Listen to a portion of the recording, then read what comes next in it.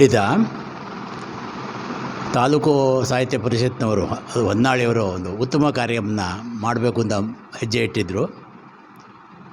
ಕವಿಗೋಷ್ಠಿ ಅದ್ಯಾಕೋ ಗೊತ್ತಿಲ್ಲ, ಭಾಳಷ್ಟು ಮಂದಿ ಇಲ್ಲಿ ಭಾಗವಹಿಸಿದರೆ ಅದಕ್ಕೊಂದು ಶೋಭೆ ತರ್ತಿತ್ತು. ಮತ್ತು ಅವರು ವಾಚಿಸುವ ಕವನಗಳು ಎಷ್ಟು ಅರ್ಥಪೂರ್ಣವಾಗಿರ್ತಿದ್ವು, ಅದರಿಂದ ನಾವೇನು ಕಲಿಬಹುದು, ಆ ಭಾವ ಅಥವಾ ಜೀವನದ ಒಂದು ವಿಷಯಗಳನ್ನ ಅರ್ಥ ಮಾಡ್ಕೊಳ್ಬೋದಾಗಿತ್ತು ಅಂತ ಒಂದು ಆಶೆ ಇತ್ತು. ಆಯಿತು, ಭಾಗವಹಿಸಿಅವರು ಕೆಲವರೇ ಇದ್ದರು, ಅವರು ಮುಂದೆ ಅವರು ವಾಚಿಸುವ ಕವನಗಳು ಯಾವ ರೀತಿ ಇವೆ ಎಂಬುದು ಒಂದು ಆಸಕ್ತಿ ನನಗೂ ಇದೆ. ಈ ದಿಶೆಯಲ್ಲಿ ಒಂದು ಕಾದಂಬರಿ ಅಥವಾ ಒಂದು ಕಥೆಯನ್ನು ಬರೆಯುವುದು ಸುಲಭವಾಗುತ್ತೆ, ಕವನವನ್ನು ರಚಿಸುವುದು ಅಷ್ಟು ಸುಲಭವಲ್ಲ. ಹೇಳಬೇಕೆಂಬುದನ್ನು ಕೆಲವೇ ವಾಕ್ಯಗಳಲ್ಲಿ ಹೇಳಬೇಕಾದಂಥ ಒಂದು ಸಾಹಸ ಮಾಡ್ತಾರಲ್ಲ, ಅದು ಬಹಳ ದೊಡ್ಡ ಸಂಗತಿ. ಆ ದಿಶೆಯಿಂದ ಹೆಚ್ಚು ಹೆಚ್ಚು ಕವಿಗಳು ಭಾಗವಹಿಸಬೇಕು, ತಮ್ಮ ಮನದಾಳದಲ್ಲಿ ಮೂಡುವ ಭಾವನೆಗಳನ್ನು ಕವನ ರೂಪಗಳಲ್ಲಿ ಹಂಚಿಕೊಳ್ಬೇಕು ಅಂತ ನಾನು ಹೇಳಲಿಚ್ಛಿಸ್ತಾ ಇದ್ದೀನಿ. ದಿವಂಗತ ತಿಪ್ಪೇರುದ್ರ ಸ್ವಾಮಿಯವರ ಮಗಳು ಶೈಲಜಾ ಅಂತ ಮೈಸೂರಿನಲ್ಲಿದ್ದಾರೆ. ನಾನು ಹಲವು ಬಾರಿ ಅವರು ನನ್ನ ಭೇಟಿ ನಡೆದಿದೆ.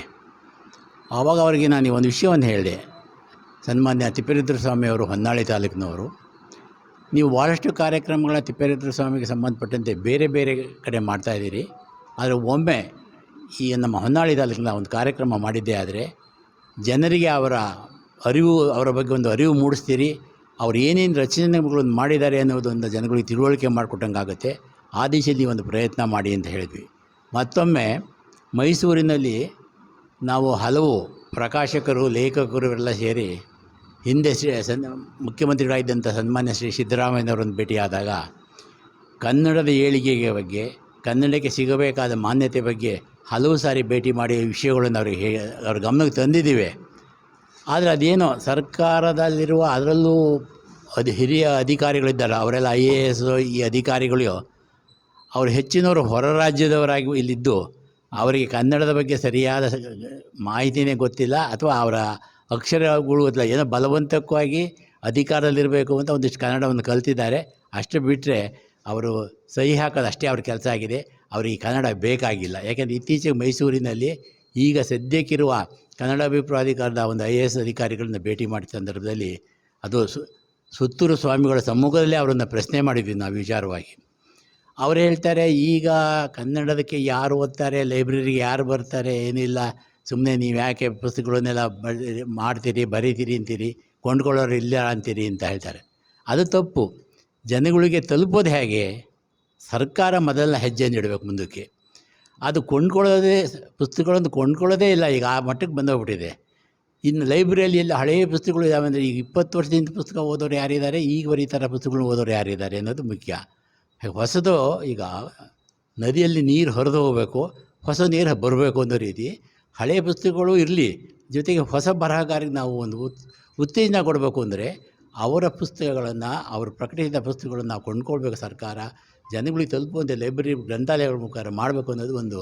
ಇದ್ರ ಬಗ್ಗೆ ಸಾಕಷ್ಟು ಈ ಮಧು ಬಂಗಾರಪ್ಪನವ್ರನ್ನೂ ಭೇಟಿ ಮಾಡಿ ಈ ಬಗ್ಗೆ ಮಾತಾಡಿದ್ದೀವಿ, ಆದರೆ ಅವೆಲ್ಲ ಏನು ಪ್ರಯೋಜನ ಆಗ್ತಾಯಿಲ್ಲ. ಸರ್ಕಾರ ಗಮನ ಹರಿಸ್ತಾ ಇಲ್ಲ. ಆಗಲೇ ನಮ್ಮ ಮುರುಗೇಗೌಡರು ಹೇಳಿದ್ರು ಎಲ್ಲ ಕಡೆ ಕಾನ್ವೆಂಟ್ ಅಂತ. ಇವತ್ತಿಂದ ಅಲ್ಲ, ಅದು ನಮ್ಮ ಜನಗಳ ಮನಸ್ಸಲ್ಲೂ ಆ ಕಾನ್ವೆಂಟ್ ಭಾವನೆ ಬಂದೋಗ್ಬಿಟ್ಟಿದೆ. ಅದರಲ್ಲೂ ಕುಟುಂಬ ಕಲ್ಯಾಣ ಯೋಜನೆ ಬಂದ ಮೇಲಂತೂ ಒಂದು ಮಗು, ಮನೆಗೊಂದು ಮಗು ಅಂದ ತಕ್ಷಣ ಆರ್ಥಿಕ ಸಮಸ್ಯೆ ಸ್ವಲ್ಪ ಉತ್ತಮವಾಗಿ ನಮ್ಮ ಮಗುನೂ ಕಾನ್ವೆಂಟ್ ಹೋಗಲಿ, ಕಾನ್ವೆಂಟ್ ಅನ್ನೋ ಶಬ್ದದ ಅರ್ಥವೇ ಗೊತ್ತಿಲ್ಲದೆ ಇದ್ರೂ ಪರಲ್ಲ, ಅವ್ರಿಗೆಲ್ಲ ನಮ್ಮ ಮಗು ಕಾನ್ವೆಂಟ್ಗೆ ಹೋಗಬೇಕು ಅನ್ನೋ ಒಂದು ಭಾವನೆ ಬೇಡ. ಕನ್ನಡವನ್ನು ಉಳಿಸಬೇಕಾದ್ರೆ ಸರ್ಕಾರಿ ಶಾಲೆಗಳು ಮಾತ್ರ ಅಂತ ಹೇಳಿ ಒಂದು ಕಡೆ ನಾನು ಕೂಡ ಭಾಷಣಿದ್ದೀನಿ, ತಮಗೆ ಗಮನ ಇರುವಂಥದ್ದು ಕೂಡ ಆಗ್ತದೆ.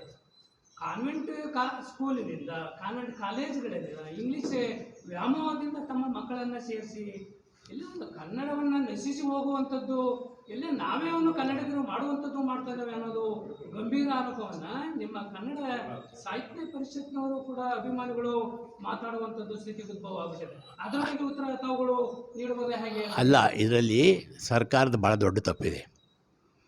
ಏನಾಗಿಬಿಟ್ಟಿದೆ, ಇತ್ತೀಚಿನ ವರ್ಷಗಳಲ್ಲಿ IT BT ಕಂಪ್ನಿಗಳು ಅಲ್ಲಿ ಇಂಗ್ಲೀಷ್ ಓದಿದರೆ ಮಾತ್ರ, ಇಂಗ್ಲೀಷ್ನಲ್ಲಿ ಮಾತಾಡೋಕ್ಕೆ ಸಾಧ್ಯವಾದರೆ ಮಾತ್ರ ಅವ್ರಿಗೆ ಅಲ್ಲಿ ಕೆಲಸ ಸಿಗುತ್ತದೆ, ಒಳ್ಳೆಯ ಸಂಬಳ ಸಿಗ್ತದೆ ಅನ್ನೋ ಭಾವನೆಯನ್ನು ಮೂಡಿಬಿಟ್ಟಿದ್ದಾವೆ. ಹಾಗಾಗಿ ಏನಾಗಿದೆ, ಒಲವು ಯಾವ ಕಡೆ ಹೋಗ್ತಾ ಇದೆ. ಇವತ್ತು ನೋಡಿ, ನೀಟ್ ಎಕ್ಸಾಮ್ ಅಂತ ನನ್ನ ಗಲಾಟೆ ಆಯಿತು. ಯಾಕೆ ಎಲ್ಲ ಎಲ್ಲರ ಮಕ್ಕಳು ವೈದ್ಯರೇ ಆಗಲೇಬೇಕು ಅಂತ ಇದೆಯಾ, ಅಥವಾ ಎಲ್ಲರ ಮಕ್ಕಳು ಇಂಜಿನಿಯರ್ ಆಗಬೇಕು ಅಂತ ಇದೆಯಾ? ಹಾಗಾಗಿ ಏನಾಗುತ್ತೆ, ನಮ್ಮ ಮಗುಗೆ ಇಂಗ್ಲೀಷ್ ಬೇಕು, ಆ ಇಂಗ್ಲೀಷ್ ಓದದೇ ಇದ್ದರೆ ಅದಕ್ಕೆ ಮುಂದೆ ಇಂಟರ್ವ್ಯೂನಲ್ಲಿ ಎಲ್ಲಾದರೆ ಮಾತಾಡೋಕ್ಕೆ ಬರದೇ ಹೋದರೆ ಕನ್ನಡದಲ್ಲಿ ಮಾತಾಡಿದರೆ ಅವ್ರನ್ನ ರಿಜೆಕ್ಟ್ ಮಾಡ್ತಾರೆ ಅನ್ನೋ ಭಾವನೆಯನ್ನು ಮೂಡಿಸ್ಬಿಟ್ಟಿದ್ದಾರೆ. ಆ ದಿಶೆಯಲ್ಲಿ ಸರ್ಕಾರ ಒಂದು ಕಾನೂನು ಮಾಡಬೇಕು. ಯಾವುದೇ ಕಂಪನಿ ಇರಲಿ, ಅಲ್ಲಿ ಕನ್ನಡಕ್ಕೆ ಹೆಚ್ಚು ಅವಕಾಶವನ್ನು ಕೊಡಬೇಕು ಅಂತ ಹೇಳಬೇಕು. ಮತ್ತು ಅಲ್ಲಿ ನಡೆಯೋ ಇಂಟರ್ವ್ಯೂಗಳೆಲ್ಲ ಏನು ಅವನು ಕನ್ನಡದಲ್ಲಿ ಯಾಕೆ ಮಾಡಬಾರ್ದು? ಈ ದಿಶೆಯಲ್ಲಿ ಯೋಚನೆ ಮಾಡಿದರೆ ಸರ್ಕಾರ ಮನಸ್ಸು ಮಾಡಿದರೆ ಅದು ಯಾವ ದೊಡ್ಡ ಕೆಲಸ ಅಲ್ಲ. ಆದರೆ ಸರ್ಕಾರಕ್ಕೆ ಮಾಡೋ ಇಚ್ಛೆ ಇಲ್ಲ, ಅದೇ ಬಂದಿರೋದು ಈ ಒಂದು ಸಮಸ್ಯೆಗೆ ಕಾರಣ. ಹಾಗಾಗಿ ತಮಿಳುನಾಡಿನಲ್ಲಿ ಮತ್ತು ಆಂಧ್ರ ಪ್ರದೇಶದಲ್ಲಿ, ಗುಜರಾತ್ನಲ್ಲಿ ಇರ್ತಕ್ಕಂಥ ಅಭಿಮಾನ, ಅಂದರೆ ಸ್ಥಳೀಯವಾಗಿ ಇರುವಂಥ ಭಾಷೆಯ ಅಭಿಮಾನ ನಿಮ್ಮ ಕನ್ನಡಿಗರಿಗೆ ಯಾಕಿಲ್ಲ ಅನ್ನೋದು ಕೂಡ ಎಲ್ಲ ಕೂಡ ಒಂದು ಕೊರತೆ ಇದೆಯಾ ಅಂತ. ಖಂಡಿತ. ನೀವು ತಮಿಳ್ನಾಡಿಗೆ ಹೋಗ್ಬಿಟ್ಟು ನಾವು ಏನಾದರೂ ಕನ್ನಡದಲ್ಲಿ ಕೇಳಿಲಿ ಅಥವಾ ಇಂಗ್ಲೀಷ್ನಲ್ಲಿ ಕೇಳಿದ್ರು ಅವ್ರು ಮಾತಾಡೋದಿಲ್ಲ. ಅಲ್ಲ ಸರ್, ನಾನು ಹೇಳೋದು ನಮ್ಮ ಭಾಷೆನ ಅವರು ಅರ್ಥ ಮಾಡ್ಕೊಳ್ಳೋದು ಬೇಡ, ಅವ್ರು ಕಲಿಯೋದು ಬೇಡ ತಮಿಳಿಯನ್ಸ್ಗಳು. ಆದರೆ ನಾವೇನು ಮಾಡ್ತೀವಿ ಗೊತ್ತಾ, ಮೊದಲು ಪಕ್ಕದ ಅವ್ನು ತಮಿಳು ಅಂದ್ಕೊಷ್ಟ ಅವನಿಗಿಂತ ಮುಂಚೆ ನಾವೇ ತಮಿಳು ಮಾತಾಡೋಕೆ ಹೋಗ್ತೀವಿ, ಕನ್ನಡ ಯಾಕಡ ಅಂದ್ಕೊಂಡು. ಪ್ರಥಮವಾಗಿ ಅವ್ರ ಭಾಷೆಯನ್ನು ಪ್ರಾಶಸ್ತ್ಯವನ್ನು ಕೊಟ್ಟು ಆಮೇಲೆ ಇಂಗ್ಲೀಷನ್ನು ಕಲಿಯುವಂಥದ್ದು ಕೂಡ ಮಾಡ್ತಾರೆ.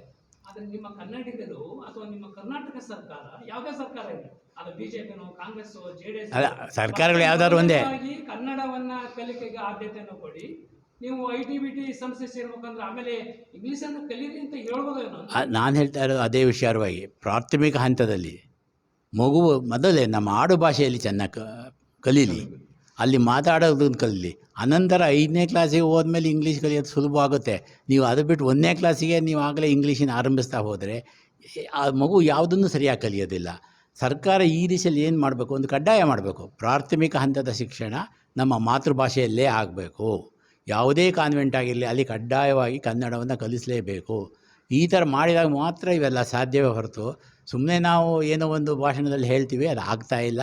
ನಿಜವಾಗ್ಲೂ ಈ ಸರ್ಕಾರನೇ ಇದರಲ್ಲಿ ಆಸಕ್ತಿ ತೋರಿಸ್ತಾ ಇಲ್ಲ ಅಂತ ನನ್ನ ದೃಷ್ಟಿಯಲ್ಲಿ. ಈ ಸರ್ಕಾರಿ ಪದವಿ ಪೂರ್ವ ಕಾಲೇಜಿನ ಪ್ರಾಂಶುಪಾಲರು ಒಂದು ಮಾತನ್ನು ಹೇಳಿದರು, ನಾವು ಈ ಕನ್ನಡ ಭಾಷೆಯನ್ನು ಕಲಿಬೇಕಾದ್ರೆ ಏನು ನಮ್ಮ ಶಾಲೆಯಲ್ಲಿ ಕಾಲೇಜಿನಲ್ಲಿ ಓದುವಂಥದ್ದು ಮಕ್ಕಳನ್ನು ಕರೆದುಕೊಂಡ್ರೆ ಈ ಸಾಹಿತ್ಯ ಹೆಚ್ಚಿಗೆ ಆಗ್ತದೆ ಅಂತ ಹೇಳಿ ಅವರು ಒಂದು ಪದ ಬಳಕೆಯನ್ನು ಮಾಡುವಂಥದ್ದಾಯಿತು. ಇಲ್ಲ ಒಂದು ಕಡೆ ಕನ್ನಡ ಸಾಹಿತ್ಯ ಪರಿಷತ್ತು ಇನ್ಮೇಲೆ ಅದು ಒಂದು ಹೆಜ್ಜೆಯನ್ನು ಇಡುವಂಥದ್ದು ಕೂಡ ಏನಾದ್ರು ಮಾಡ್ಬೋದಾ ಹೇಗೆ ಅಂತ? ಇಲ್ಲ, ಖಂಡಿತ ಮಾಡ್ಬೋದು. ಅದರಲ್ಲಿ ಆಸಕ್ತಿ ವಹಿಸಿದ್ರೆ ಈಗ ಮೇಡಮ್ ಅವ್ರು ಭಾಳ ಚೆನ್ನಾಗಿ ಹೇಳಿದರು. ಏನು ಹೇಳಿದರು, ಮುಂಚೆನೇ ನನಗೆ ಗೊತ್ತಾಗಿದೆ ಒಂದಿಷ್ಟು ಮಕ್ಕಳನ್ನ ಇಲ್ಲಿ ಕೂರಿಸ್ತಿದ್ವಿ ಅಂತ. ಹಾಗಾಗಿದ್ದಾಗ ಆ ಮಕ್ಕಳಿಗೆ ಇವರು ಏನು ಕವನ ವಾಚಿಸ್ತಾಯಿದ್ರು, ಅವರ ಆ ಭಾವನೆ ಅವೆಲ್ಲ ಅರ್ಥ ಮಾಡ್ಕೊಳ್ತಾ ಇದ್ದಿದ್ರೆ ಮುಂದೆ ಅವರಲ್ಲಿ ಕೆಲವರಾರು ಒಂದು ಪ್ರಯತ್ನವನ್ನು ಮಾಡ್ತಾಯಿದ್ರು ಏನೋ. ಬಹುಶಃ ಕನ್ನಡ ಸಾಹಿತ್ಯ ಪರಿಷತ್ತೂ ಒಂದು ರೀತಿಯಲ್ಲಿ, ನಾನು ಯಾರು ತಪ್ಪಾಗಿ ತಿಳ್ಕೊಬೇಡಿ, ಅದು ಒಂಥರ ಶೋ ಬಿಸ್ ಆಗ್ತಾಯಿದೆ ನವ ಡೇಸು. ನಿಜವಾದ ಹೇಳಬೇಕು ಅಂದರೆ ಮಾಡಬೇಕು, ಕಾರ್ಯಕ್ರಮ ಮಾಡ್ತಾಯಿದ್ದಾರೆ. ಅದರಲ್ಲಿ ಎಷ್ಟು ಆಳವಾಗಿ ನಾವು ಇಳಿಬೇಕು, ಎಷ್ಟು ಮಟ್ಟಿಗೆ ಅದನ್ನು ಜನಗಳಿಗೆ ತಲುಪಿಸ್ಬೇಕು ಅಂದಾಗ ಆ ಸಂಘಟನೆಯಲ್ಲಿ ಒಂದು ಶಕ್ತಿ ಇರಬೇಕು. ಈಗ ಒಂದಿಷ್ಟು ಪದಾಧಿಕಾರಿಗಳಿದ್ದಾರೆ ಅಂತ ಇಟ್ಕೊಂಡು ಅಲ್ಲಿ ಪ್ರತಿಯೊಬ್ಬರು ಸಕ್ರಿಯವಾಗಿ ಭಾಗವಹಿಸಿದ್ದೇ ಆದರೆ, ಇಂಥ ಒಂದು ಸಂಘಟನೆಯ ಹೋರಾಟ ಮಾಡಿದ್ದೇ ಆದರೆ, ಕನಿಷ್ಠ ದೇಶ ಮಟ್ಟದ ಬಗ್ಗೆ ನಾವು ಮಾತಾಡೋದು ಬೇಡ, ಹೊನ್ನಾಳಿ ತಾಲೂಕಿನಲ್ಲಾದರೂ ಒಂದಿಷ್ಟು ಕನ್ನಡ ಕಾರ್ಯಕ್ರಮ ಅಭಿವೃದ್ಧಿ ಆಗ್ತದೆ, ಕನ್ನಡ ಭಾಷೆ ಎಷ್ಟು ಪ್ರವರ್ಧಮಾನಕ್ಕೆ ಬರ್ತದೆ ಅನ್ನೋ ಒಂದು ಭಾವನೆ ನನ್ನಲ್ಲಿದೆ. ಮುಂದಿನ ಬರುವ ಅಧ್ಯಕ್ಷರುಗಳಿಗೆ ಹೊನ್ನಾಳಿ ತಾಲೂಕಿಂದ ಒಂದು ಇನ್ಸ್ಪಿರೇಷನ್ ಆಗ್ಬೋದು ಹೇಗೆ? ಖಂಡಿತ ಪ್ರಯತ್ನ ಮಾಡಿದ್ರೆ ಯಾವುದು ಸಾಧ್ಯ ಇಲ್ಲ ಹೇಳಿ, ಮಾಡಬೇಕು. ಆದರೆ ಮನಸ್ಸಿರಬೇಕು ಅದಕ್ಕೆ, ನಾನು ಮಾಡ್ತೀನಿ ಅನ್ನೋ ಒಂದು ಮನಸ್ಸು ಇದ್ದರೆ ಅದು ಖಂಡಿತ ಆಗುತ್ತೆ.